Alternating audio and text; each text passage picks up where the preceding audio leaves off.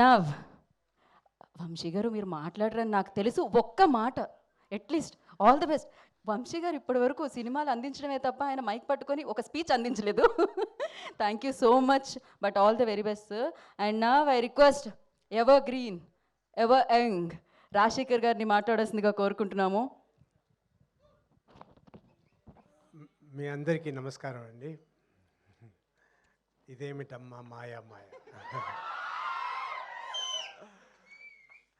ఈ గ్లిమ్స్ నాకు ముందే చూపించుంటే నేను సర్వానంద్ క్యారెక్టర్ అడిగేవాడిని. అన్నీ అయిపోయిన తర్వాత చూపించారు అభి గారు. యాక్చువల్లీ నేను ఒక ఫారెన్లో ఒక ఫిల్మ్ షూటింగ్ సాంగ్స్ షూటింగ్స్ వేస్తున్నా.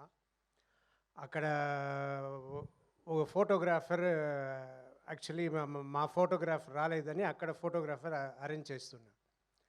ఆయన వచ్చి ఫొటోస్ అన్నీ తీస్తూ అడిగారు, మీరు ఎన్నేళ్ళగా ఇండస్ట్రీలో ఉన్నారు, ఏం చేస్తున్నారు, ఇంకా ఎన్ని సినిమాలు చేస్తున్నారంటే నేను ఒక 1 or 2 years అగేట్లో ఉండే సినిమాలతో చెప్తూ ఇదంతా చేయబోతున్నా. యు ఆర్ వెరీ లక్కీ అండి. ఎందుకు అన్న, you have work, me work ఉంది, యు ఆర్ వెరీ లక్కీ అన్నారు. నేను అది పెద్దగా దాని గురించి అప్పుడు పెద్దగా అనుకోలేదు. కానీ నిజంగా వర్క్ లేకుండా ఇంట్లో ఉంటే అది జైలు. సో నాకు కరోనా వచ్చిన తర్వాత ఇంకా మామూలు యాక్టివిటీకే నడవలేను అన్న పరిస్థితిలో ఉన్నప్పుడు ఎలాగైనా బయటపడాలి అని కష్టపడి ఒక 2-3 monthsలో మళ్ళీ నడిచి కొంచెం కొంచెం ఇంప్రూవ్ అవ్వడం మొదలైంది. అదంతా అయ్యి మరి 6 monthsలో అన్నీ కంప్లీట్గా నేను తయారైపోయాను. తయారైపోతే సరిపోదు, వర్క్ కావాలి. నేను హీరోగా చేస్తున్న సినిమాలు చేస్తున్నప్పుడు నేను ఒక్కొక్క సినిమాకి ఇందులో ఏం చేయబోతున్నాము, ఏది చేయబోతున్నాము, ఎలా ఉండాలి, ఎలా రావాలి, ఎలా ఫినిషింగ్ ఉండాలి, ఎలా గెలవాలి అన్నట్టు మాట్లాడుకుంటాం. అదంతా మాట్లాడి ఇన్ని సినిమాలు నియర్లీ 100 ఫిలిమ్స్ వచ్చిన తర్వాత టయర్డ్ అయిపోయా.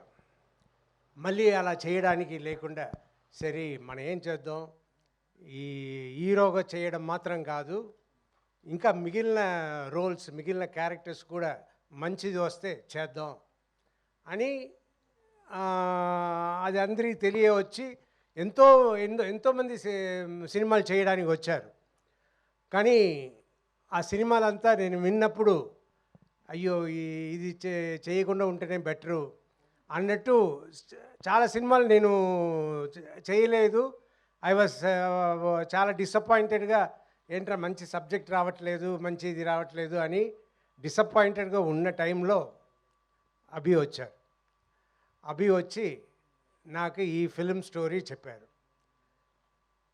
నాకు సర్వానంద్ గారు హీరోగా ఉన్నారు, ఇందులో నేను వెళ్ళి చేస్తే బాగుంటుందా, సరే ఇలాగే కదా మొదలు పెట్టాలి అని సబ్జెక్ట్ విని చాలా బాగుంది, మనకి సినిమా బాగా చేస్తే మంచి పేరు వస్తుంది అన్న దాంట్లో ఆ సినిమా చేస్తానని నేను ఒప్పుకున్నాను. కానీ నిజంగా ఆ ఫిలిం ఎంత బాగా వచ్చిందో all because of Abhilash Reddy గారు. ఎస్, ఆయన ప్రతి ఫ్రేమ్, ప్రతి షాట్, ప్రతి ఎలా యాక్ట్ చేయాలి అన్న ప్రతిదీ చెప్పి నన్ను చేయించుకున్నారు. నాకు ప్రతిరోజు షూటింగ్ అయిన తర్వాత, ఆ సీన్ అయిన తర్వాత పెద్ద సాటిస్ఫాక్షన్. ఆహా, ఇంత బాగా వస్తుంది అంటే మంచి వర్క్ తీసుకోవాలి. లేదంటే ఇప్పుడు ఇందులో యాటిట్యూడ్ చూపించండి అని అన్నప్పుడు నేను ఎప్పుడు మామూలుగా అందరితో నవ్వుతూ తిరుగుతున్నట్టు నేను ఉంటుంటే అది కాదు సార్, అక్కడ యాటిట్యూడ్ రావాలి, అది తెప్పించండి అని చెప్పి ప్రతి ఫ్రేమ్ నేను బాగా చేసేలా చేసిన అభి గారికి చాలా చాలా థ్యాంక్స్. అండ్ అదే ఈ సినిమా గెలుపు అవుతుంది. అండ్ ప్రొడ్యూసర్ అని చూస్తే వంశీ గారిని నేను ఇప్పుడే చూస్తున్నా. అంటే సూపర్ ప్రొడ్యూసర్స్, సూపర్ ట్రీట్మెంట్, అన్నీ సూపర్. ఇంత కామ్గా ఇంత ఇదిగా ఉన్నారు. మనమంతా ఇంత ఖర్చు అయితే నేను సినిమాతో చేసినవని కదా, ఈ సినిమా ఖర్చులు అన్నీ చూస్తుంటే నాకు భయం పుట్టేది.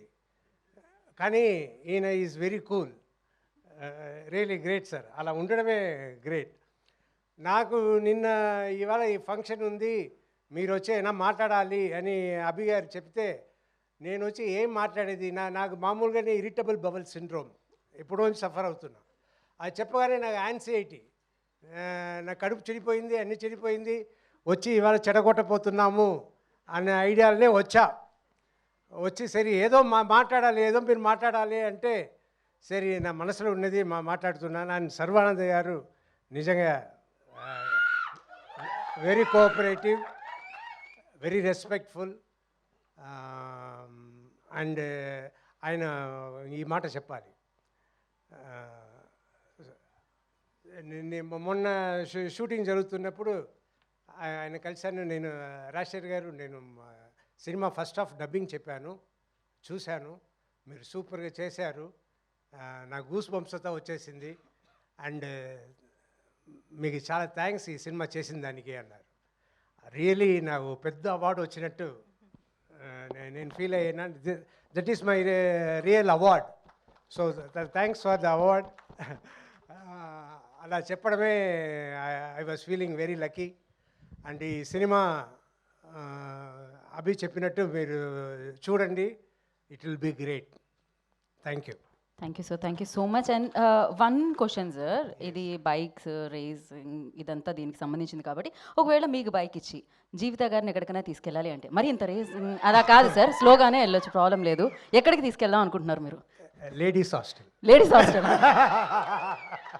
ఆవిడ్ని తీసుకొని లేడీస్ హాస్టల్కి, ఆవిడ్ని హాస్టల్లో వేద్దాం అనుకుంటున్నారా సార్ ఈ వయసులో మీరు? ప్రశాంతంగా ఉందామనే కదా మీరు ఆవిడ హాస్టల్లో వేసి. So thank you so much.